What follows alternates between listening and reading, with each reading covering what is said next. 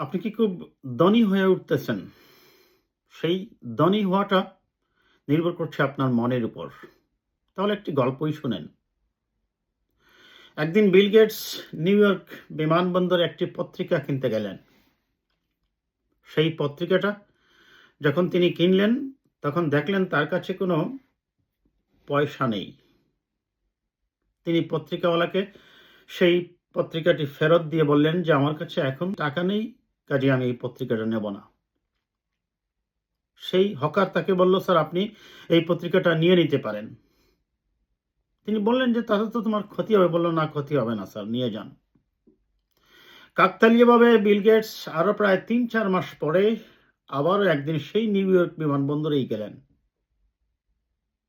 সেদিনও তিনি একটি পত্রিকা কিনতে চাইলেন। কেনার পরে তিনি দেখলেন যে তার কাছে আসলে কোনো টাকা নেই। তখন পত্রিকাওয়ালাকে বললেন যে, "আপনার পত্রিকাটা আপনি নিয়ে নেন। আপনার কাছ থেকে আমি আগে আরেকদিন নিয়েছি।" তখন সেই পত্রিকাওয়ালা বলল, "স্যার, আপনি পত্রিকাটা নিয়েই নেন। আমি আমার লাভ থেকে এটা ভাগ করে নেব। কাজেই আমার লস হবে না, আপনি নিয়ে যান পত্রিকাটা।" বিল গেটস বললেন, "তাহলে তো তোমার লস হবে, আমি এটা নিতে চাই না।" তারপরে সে জোরাজুরি করেই বিল গেটসকে পত্রিকাটা দিল এবং বিল গেটস সেই পত্রিকাটা নিলেন। এই গল্পের কথা বলছি তখন, যখন বিল গেটস কিন্তু অনেক বড়লোক হয়ে ওঠেননি কিংবা ধনী হয়ে ওঠেননি। তিনি পৃথিবীতে কোনো বিখ্যাত মানুষও ছিলেন না। সেই বিল গেটস প্রায় ২০ বছর পর তখন পৃথিবী বিখ্যাত একজন ধনী ব্যক্তি হয়ে উঠলেন। কিন্তু ধনী হওয়ার পর তার হঠাৎই একদিন অবচেতন মনে সেই হকারের কথা মনে পড়ল। তিনি অনেক খোঁজাখুঁজি করে সেই হকারকে খুঁজে বাইর করলেন। গিয়ে বললেন যে, "আপনার কাছ থেকে আমি ২ বার ২ টি পত্রিকা নিয়েছি। কিন্তু আমি টাকা দিতে পারিনি, আমার কাছে কোনো টাকা ছিল না।" তখন হকার তাকে বলল, "স্যার, আপনার এই টাকাটা দিতে হবে না।" তখন বিল গেটস বললেন, "কেন? আপনার তো লস হয়েছিল ঐদিন। আমি আপনাকে সাহায্য করতে চাই। কি সাহায্য চান আমাকে বলেন? আপনার এই ২ টা পত্রিকার টাকা আপনি রাখেন এবং কি সাহায্য চান আমার কাছে বলেন?" তখন সেই পত্রিকাওয়ালা তাকে বলল যে, "স্যার, আপনি পৃথিবী বিখ্যাত একজন ধনী মানুষ হয়ে, বড়লোক হয়ে আমাকে সাহায্য করতে এসেছেন। কিন্তু আমি যেদিন আপনাকে পত্রিকাটা দেই, সাহায্য করি, সেদিন আমি কিন্তু খুব ধনী মানুষ ছিলাম না। আমি ছিলাম একজন নিতান্তই হকার।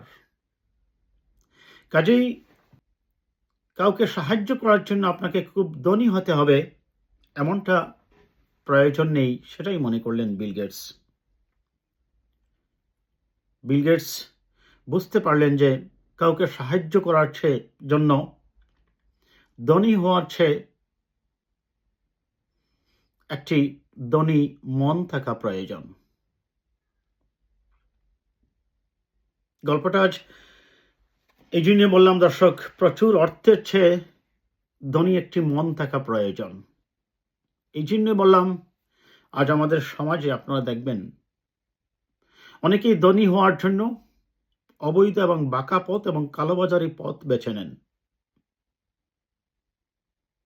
সেই অর্থ উপার্জন করে দেখা গেছে অনেক ক্ষেত্রে তারা সেই অর্থকে ভোগও করতে পারেন না।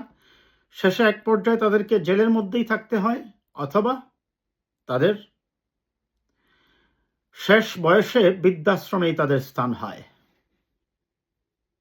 এই ধন সম্পদ অর্জন করে আপনি যদি মানুষের কল্যাণেই ব্যয় করতে না পারেন, এবং এই ধন সম্পদ অর্জনের জন্য আপনারা দেখবেন কতই না ফন্দি ফিকির আমাদের সমাজে হাঁটে কিছু মানুষ, যাদের অলরেডি অনেক প্রচুর ধন সম্পত্তি আছে, তারপরেও তারা আরো ধন চায়, তারপরেও তারা দুর্নীতি করতে চায় সামাজিক, রাজনৈতিক, অর্থনৈতিক ক্ষেত্রে। যেভাবেই পারে তারা ক্ষমতার অপব্যবহার করে তারা কিন্তু প্রচুর আরো বেশি ধনী হতে চায়। কিন্তু একবার দেখুন তো, এই গ্রাম বাংলায়, বিশেষ করে আমার বাংলাদেশের প্রেক্ষাপটে আমি বলছি কথাটা, সেই যে আপনার গ্রামের গরিব কৃষক গনি মিয়া, কিংবা গরিব জেলে জব্বার মিয়া, কিংবা সেই হতদরিদ্র দিনমজুর রহিমা খাতুন, আসিয়া খাতুন, ফুলবানু বেগম, রুব্বান বেগম, কমলা সুন্দরী, জ্যোৎস্না বেগম, আমি এই নামগুলো রূপ করতে বলছি দর্শক। তারা কিন্তু ধনী হওয়ার জন্য এত ক্ষমতার অপব্যবহারও চায় না, এবং অন্যায়ভাবে, এমনকি একজন একেবারেই সহজ সরল গ্রামের মানুষ কিন্তু যখন কোনো ঘুষের টাকা বা অবৈধ টাকা তার কাছে আসে, সে কিন্তু তার ভিতর একটা ধনী মন আছে। সেই ধনী মন থেকে সে বলে, আমি যে এই অবৈধ টাকাটা, হারাম টাকাটা খাবো, আমাকে তো একদিন পরকালে জবাবদিহি করতে হবে। কাজেই এই সমাজ থেকে দুর্নীতি বন্ধ করতে হলে আপনার যে